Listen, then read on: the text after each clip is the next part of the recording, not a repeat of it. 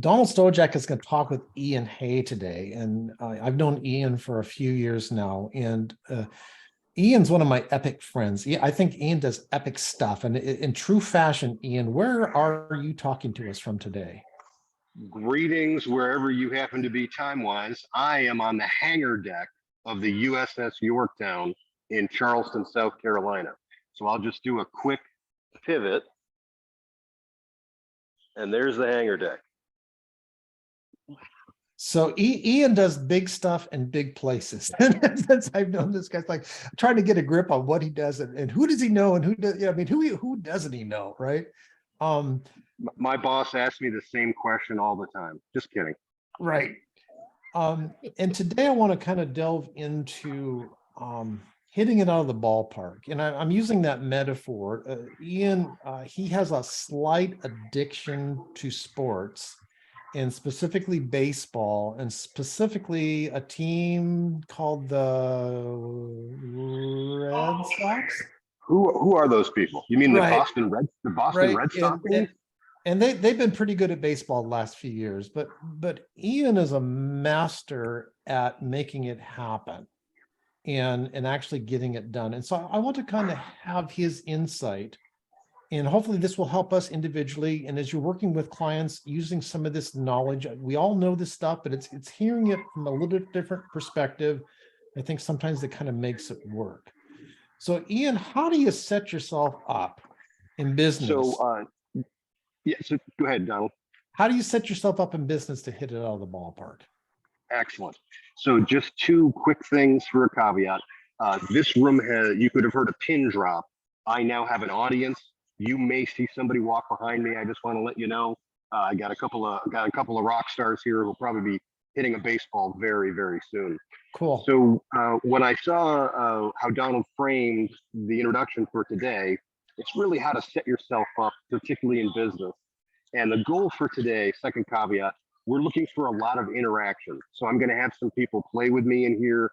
Please, let's have an interaction and a conversation and not be a talking head, despite the incredible location. So we should have our baseball gloves on. Look, what's the best thing you can do to set yourself up to win and hit the ball out of the ballpark? You have to be ready to play. Right, so you're in there. Here he is. Okay, he's prepared. Donald came prepared. So the first thing is, can we win a ball game from the dugout? No, right? We actually have to step into the batter's box. What do we do before we get into the batter's box? Well, we have to prep. We have to set up, right? We've got to make sure we have our batting gloves. We got to make sure our shoes are tied. Our uniform is ready to go. We've got our batting helmet. Whatever it takes for you and your business and your organization, you've got to make sure that you have the necessary preparation before we even step in the batter's box. And that may include basically what is your setup. If you have any superstitions or silly things like that, thankfully, even as a Bostonian, I've given that stuff up. But we do have a routine. So number one, what is your business routine to make sure you're prepared? Number two, if you're in the field and you're Donald and you have that baseball glove, you've got to set yourself up for the play.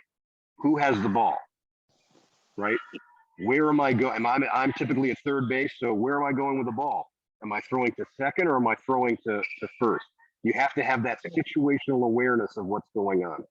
And then third, you got to get your feet set. And what we do in the infield is we actually do a little hop. So you want to bring a little energy to all your interactions. So I get my feet going and I react to the ball.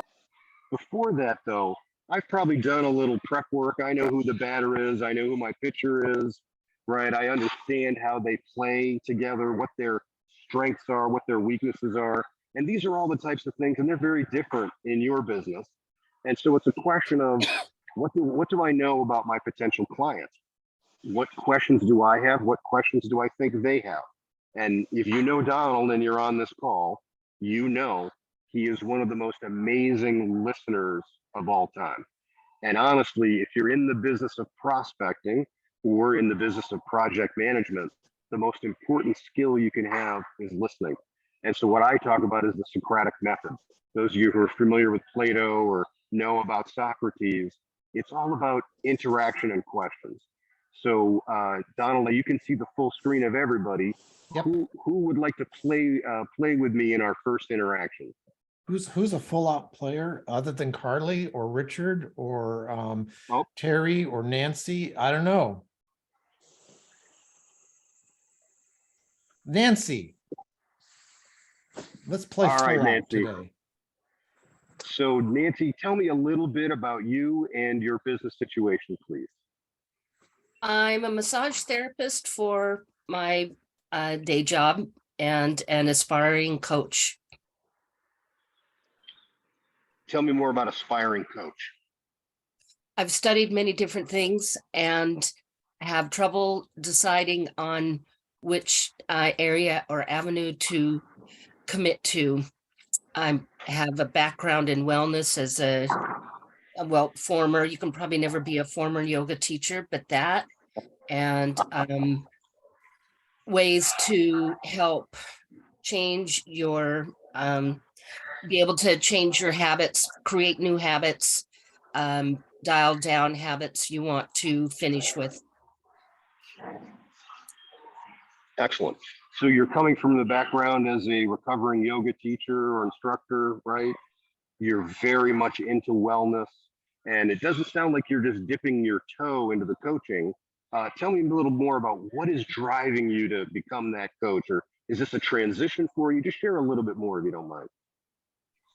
Well, I want to transition into the coaching because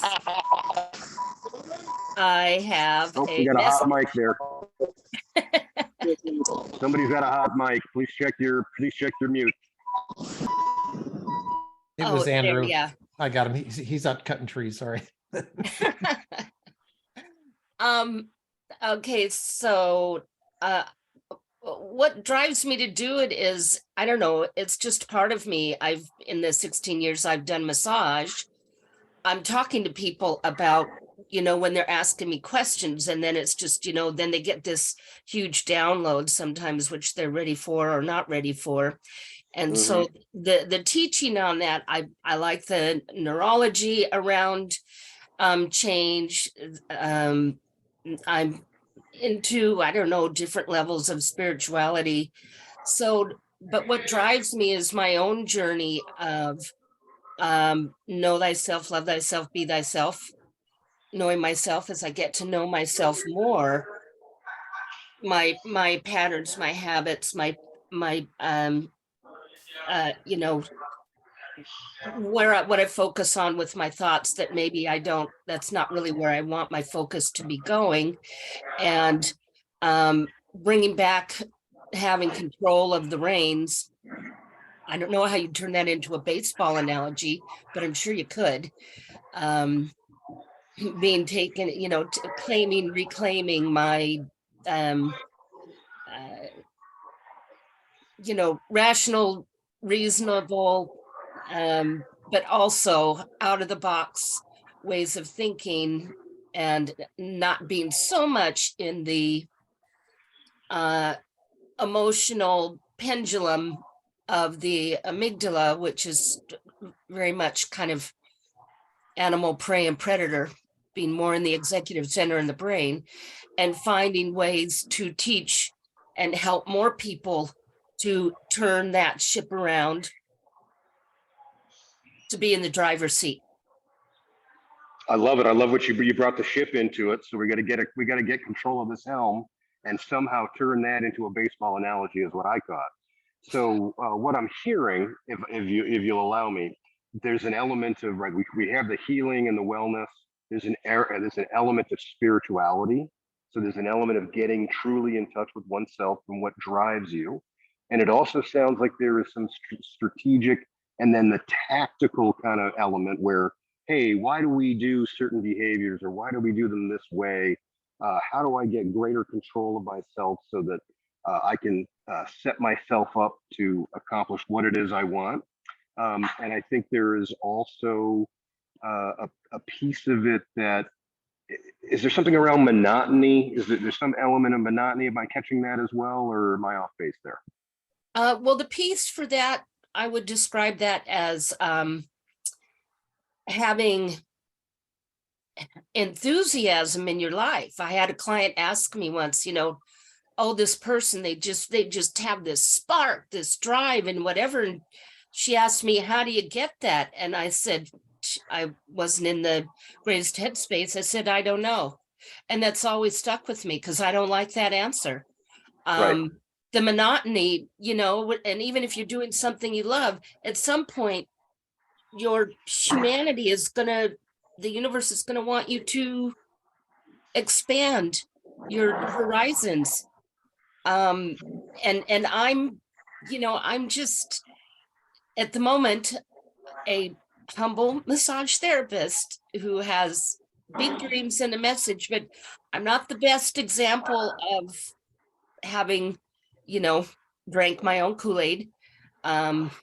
So I am a little bit on that pendulum as well. And yet I can be articulate and sometimes really help people shift their ideas about themselves and their lives and what's possible. But the monotony, yeah, kind of the grind. How do you take the grind out of starting a coaching business? Perfect. So what I'm hearing is one of the most important elements with spiritualism and being an authentic human being. When are we happiest? We're happiest at play, right? When your work is play, you're not working anymore. Just ask Donald, although he works, right? We know he works hard. However, he's always having fun working hard, right? I could maybe seen him frustrated a handful of times. One was yesterday when the internet wasn't working, but that's a showstopper for us, right? So what I'm hearing is you're in the batter's box, you have 1 foot in the batter's box, and you've got 1 out. So there's nothing that's going to happen yet. The pitcher can't pitch. They're waiting on the umpire to say, send the ball, but we're not quite there yet. And so what we're going to do in just a minute is we'll tackle that. However, is that a fair assessment of where you feel you are? Yes. Excellent. So really what's next is, what is it going to take for you to get that 2nd foot into the batter's box, get set up and grind that foot in to get ready for the pitch? If you could wave a magic wand, like what one thing would have to happen for you? More consistency at daily dedicated time towards my vision, actualizing that, taking the action steps to, and the other part of that is having a message that people want to buy. I mean, I can coach people on changing their eating habits and reducing their overeating and binging. And yet that's not exactly what would want me to get up in the morning, although that's part of it, to help people adapt their nutrition. Because before you even get to the baseball field, before you go out and train, where does the training start? I had a coach tell me this years ago, in the kitchen. Yeah, right. Because so I do meal prep on Sundays. If you aren't set up and get your meal prep done, right, you're sunk. And if you haven't done the shopping so that you can do your meal prep, you're sunk. And if you haven't done the dishes and your cooking utensils and everything you're going to need to do, right? So it all builds on each other. So what I'd like to do is we're going to take just about 3 minutes. If everyone, if you're in a safe place and if you're not driving and have a chance to write a few things down, let's take 3 minutes and write down what are the most important things that I can do in a preparation space in order to hit the ball out of the ballpark. All right. So I'm going to start timing us here. And if we can do, and Donald, if you can just back me up on that. Excellent. Appreciate it. So for the next 3 minutes, let's just brainstorm what are the keys to the preparation, whether it's prospecting, project management, technology. Nathan's already talked about writing copy. So go ahead and just start capturing some of those things that are really critical. I'll say a few things in the background just to key a few ideas.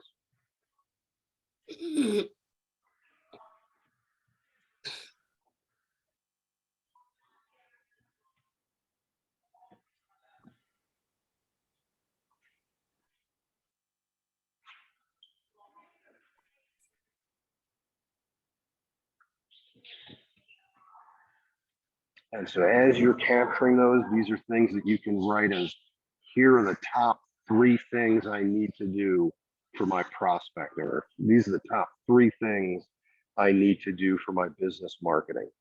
The other thing that I really like to do with my clients, what are the 3 things I'm not going to do? So I'm not going to be on social media. I am not going to not schedule time, because we're going to do this in just a minute. So what are the 3 things that I'm not going to do when I'm focusing on that element of our business?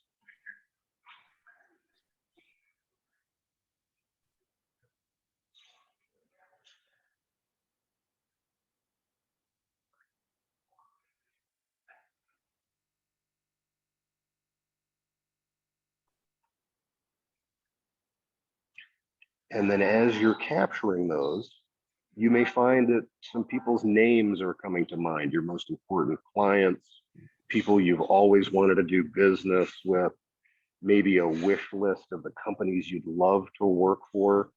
So as you're capturing whatever you're working on, the top 3 things I can do, the top 3 things I'm not going to do, who are the people I need to engage? Who are the folks I need to have a conversation with, whether it's starting or advancing the next step? Who are some people I've never talked to that I need to know? Who are the people I can ask for referrals in order to help me accomplish these things? Maybe it's a virtual assistant. Maybe it's a marketing or copywriter. Perhaps it's a tech person.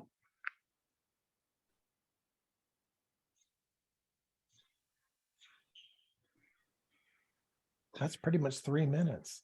Okay.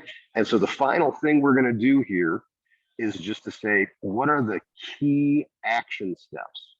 So what are the key action steps I'm going to do next? The 1, 2, 3. So you're going to get off this Zoom call. Maybe you grab a snack or some water. But after that, what is the first thing I'm going to do to advance my business or advance whatever project I'm working on? And then Nancy, we're going to play a little bit if that's okay. So what did you come up with very quickly and succinctly, so we can get somebody else involved too? Writing copy for my marketing message and creating an offer. Creating a habit of writing that's intentional around my business. Okay, I'm going to stop you right there. Yep. So grab your calendar and schedule that first one, please. And by when will you have that done?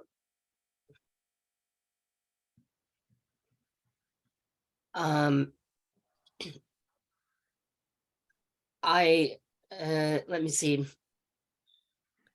I'm not sure which thing to have done, but the calendar thing, I can do an hour this evening, and I'm just putting that in my calendar tonight. Yeah, because we're going to do 2 things. The first piece is, all right, hey, I got to do this one thing. And then that's my marketing copy, right? So we're going to schedule that immediately. The second thing what I'm going to say is, looking at your calendar, where do you traditionally have time and space that you can create a regular practice of, this is when I'm going to write? Could be first thing in the morning, could be during a lunch hour. What looks good? And also, don't try and overload yourself. I'm going to do 30 minutes every Friday at noon for the next 4 weeks, or I'm going to write an hour a day. Be the first thing I do. It's the most important thing. That's why I'm putting it first. You pick and tell me. Writing an hour a day, 8 in the morning, 8 a.m. And that gives me a little wiggle room. I might have to do earlier one day, and sometimes I have appointments in the morning, so I can't do that 8 a.m.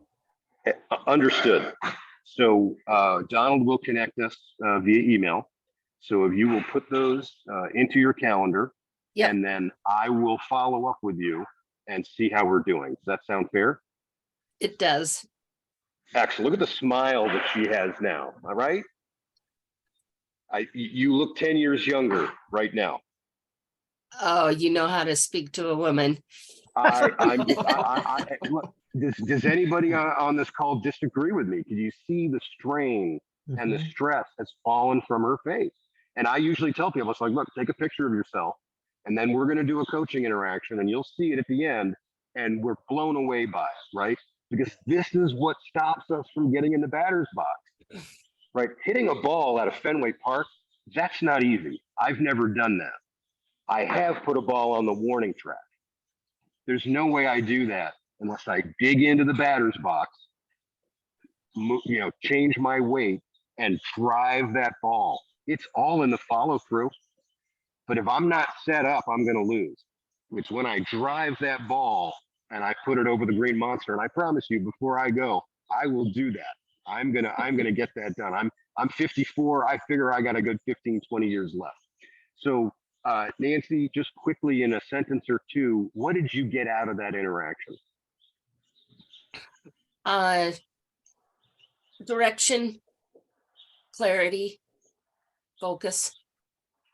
Excellent. And we also took action, right? Because that's really the third piece that I'm going to want everybody to do with the list that they generated.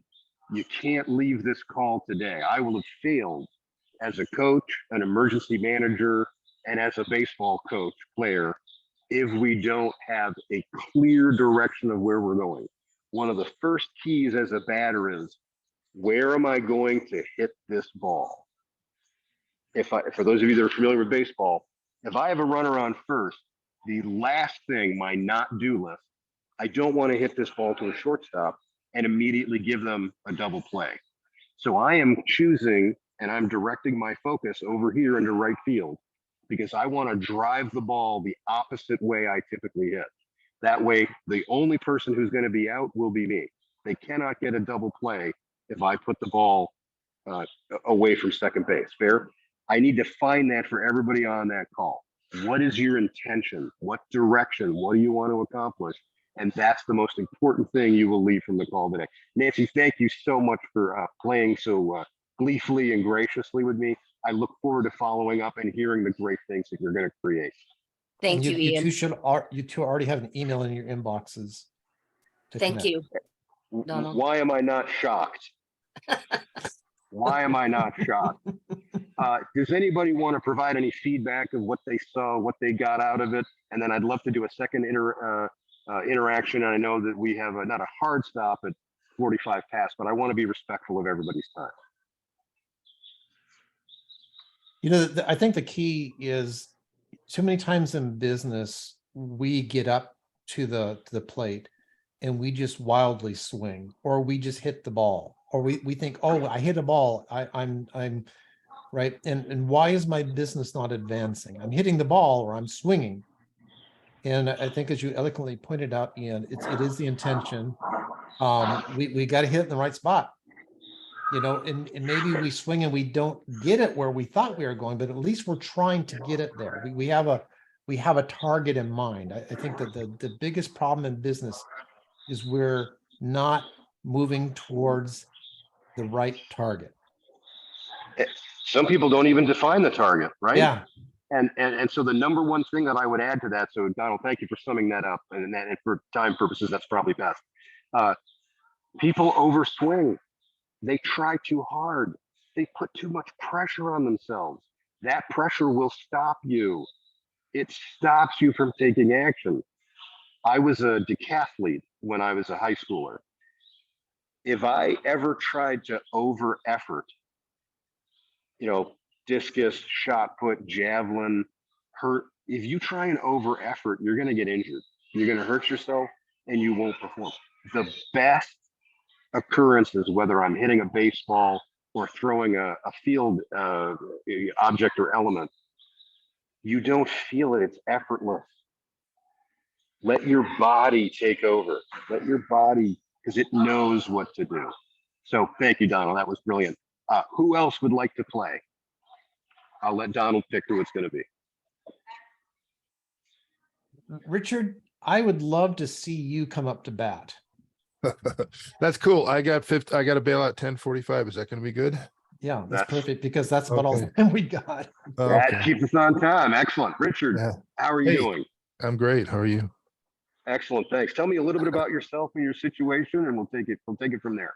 Well, I'm 68. I'm a semi-retired architect. I've been semi-retired for about 6 years. So I do a little bit of architecture, and I'm a lover of innovation and creativity.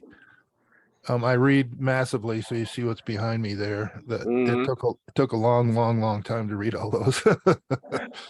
But I'm right now trying to port my experience of 45 years of being an architect into business, executive business coaching. And so I'm sort of split between two places. I've been taught to look for people that have a need and find a hot need and so forth. But I love innovation, and I don't find that that's a hot need for clients, even though it should be. So I'm sort of the mind that I just sort of need to do what Donald and Eben teach me, and just have conversations looking for that need. And then eventually later the issue of innovation usually has to come up. So that's kind of my strategy and what I'm doing. So that's the Reader's Digest version. No, perfect. And what it sounds like is we may be building our building in the wrong place. So before I come back to that, what's your favorite thing about architecture? Oh, it's most architects don't get to design anything. There's so much work involved. They sit in the back room and put stuff together. But I have been lucky in my whole career. I've been a designer, and it's so much fun to start with nothing and figure out how to get something and then watch it go up, and then it sits there and you get to look at it for decades. And so what's your favorite thing to do when you're not working? Read. Read. Read what specifically?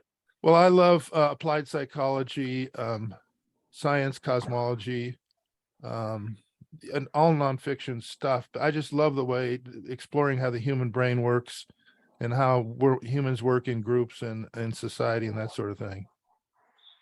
And so what's your favorite or most fascinating element of that human psychology piece that you enjoy? Well, Donald and I have discussed this. I've studied philosophy and so on. I'm Stoic, and I really love being a skeptic. I love disproving stuff. When I read, I find all kinds of Western memes that are just not the truth. And I love sort of exposing those and find what is actually the truth and what actually works.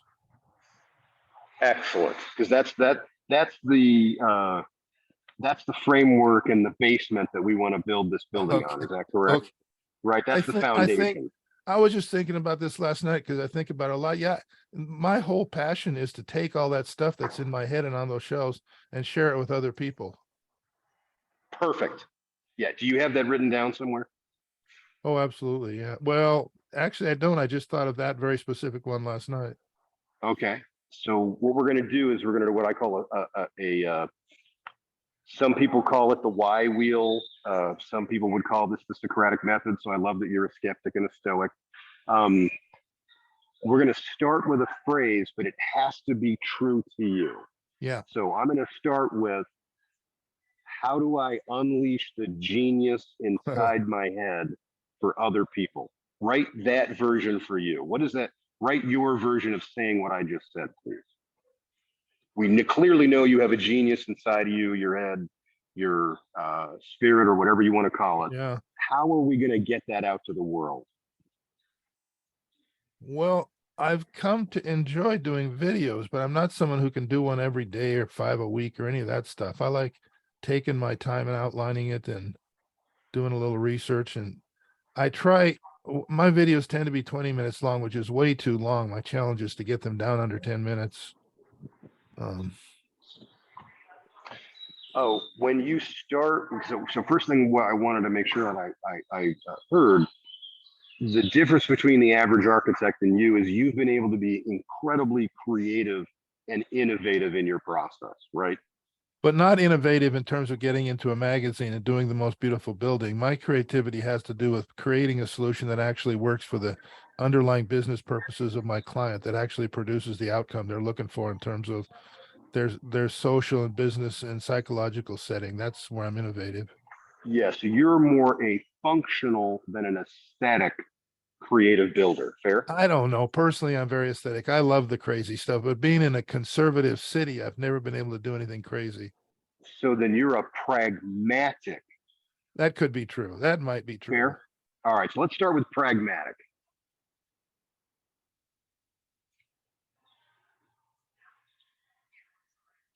I'm here. And I'm so writing. I'm not writing notes as we talk. So no worries. I mean, Donald has a recording, so we can come back to that. So I'm okay. going to move on with move on with a little clip. So really what we're trying to do is to get that genius that's inside of you. We know that it's going to be delivered in a pragmatic sense, but it must serve both the aesthetic and functional needs of the Correct. client. Yeah, that's a perfect description of an architect. Right. And also what I'm hearing is, hey, I'm not doing this every day and I can't do 30-minute videos. So I need to, some people call it right size. You know, I would call this dialing in. So I'm going to dial in. I'm going to do one video a week and I'm going to do some pre-work, right? So I'm going to do some research, whatever that looks like to you. That's box one. You may have some links and other source materials you want to reference for other people who want to dig into it, right? Second, Yes. I have a process. I already know what my process is. I'm going to outline this. I'm going to augment it. I'm going to ruminate on it. Probably, I don't know if that's your word, but you have a word that you use for your process. You're going to do that. Do you do a rough draft, or you write an outline, or you actually write copy? What does that iterative process look like for you when you're creating content? Oh, I'm a big believer in mind maps. I've got mind maps coming out of my ears for everything I Perfect. do. I'm typing in a mind map right now. All right, so we're going to build a mind map for this. What's the next step in your process? Well, I like to practice some. I'm struggling between, I tend to want to read too much. So I'm struggling between just the right amount of information in an outline versus too much, Yep. text. So what we're doing there, sorry, I don't mean to talk over you. I just want to say, Yeah, go ahead. What we're saying there is you want the pithy, punchy, maybe it's a phrase you capture instead of a full-on text of what you want to say, right?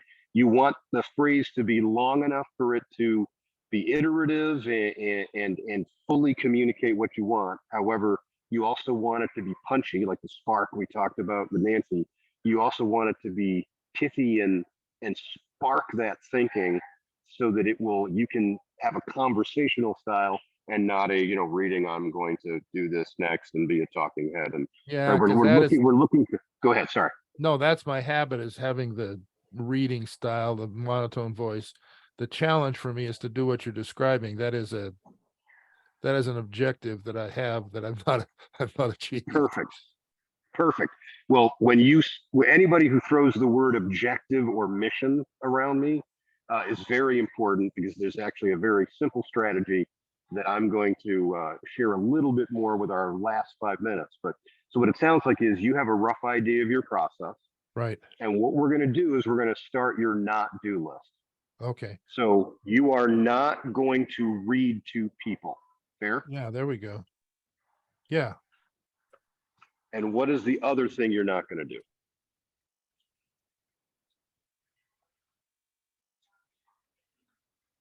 Well, I have to not.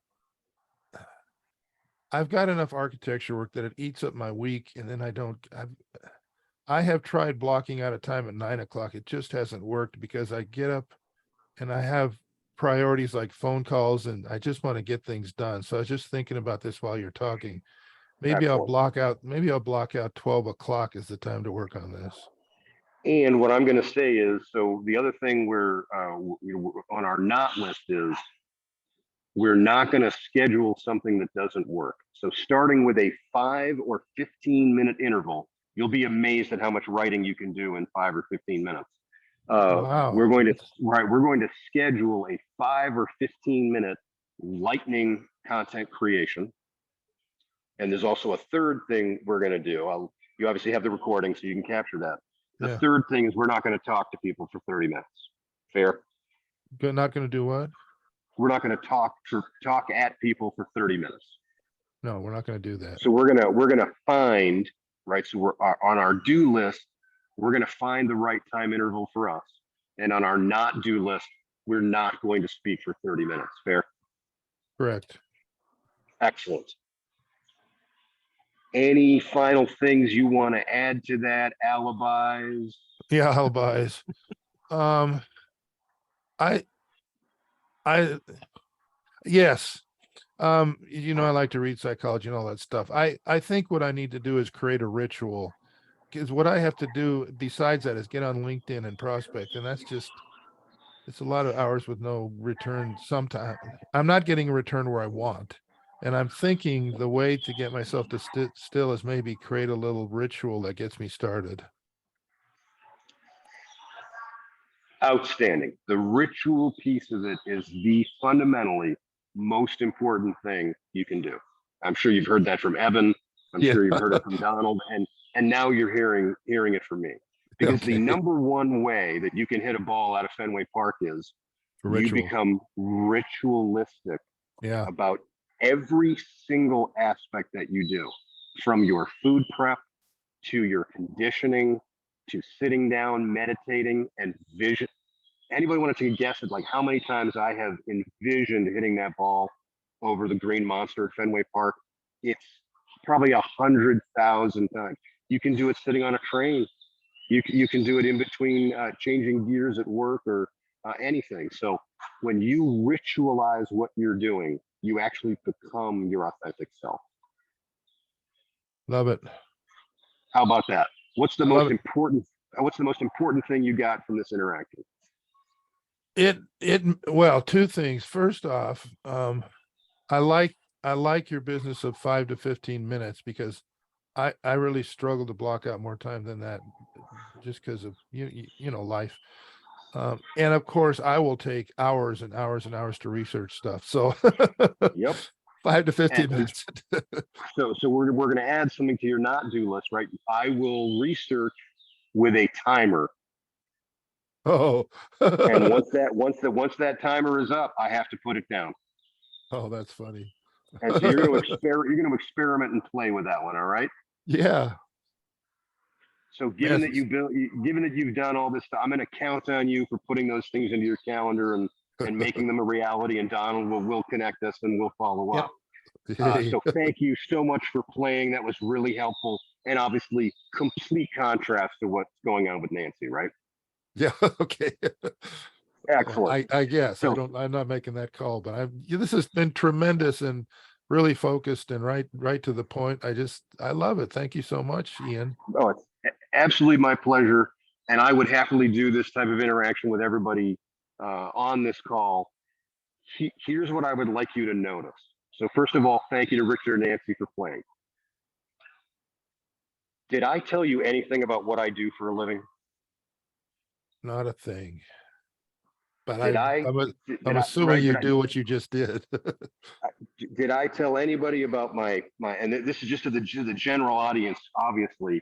Did I tell you anything about what I've accomplished in my life or what I do on a no. If you do this Socratic method, if you are engaging with your client, this is the magic that occurs.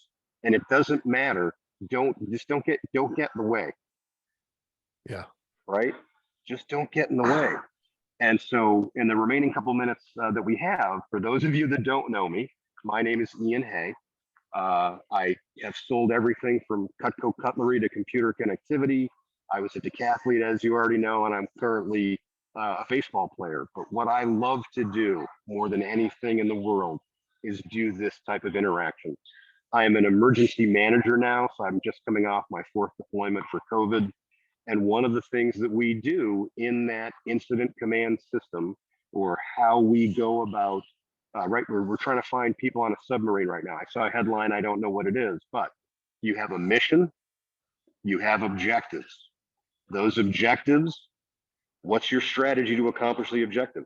You may have 5 strategies. Pick the ones that work, and then you dig down into tactics. Review everything you've done, start again at the beginning for the next evolution. You can run that mission, objective, strategy, and tactics up against anything in the world you want to accomplish. And it is exactly the same as asking yourself the question why until you can't ask it anymore. And once you ask yourself why enough times that it makes you cry, that's when you know that you are in touch with the thing that you should do next. And so my request to everybody on the call, whatever you wrote down, whatever you captured from this call, please commit to action within 60 minutes of this call. And if you can't, put it into the calendar when you will. And by doing that, you will start living into that future. Fair? Excellent.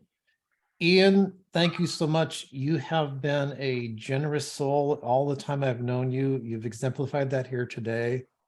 I'm always impressed by the results that you do achieve. It is a consistent process. So it is falling into that process and absolutely getting it done. Excellent work.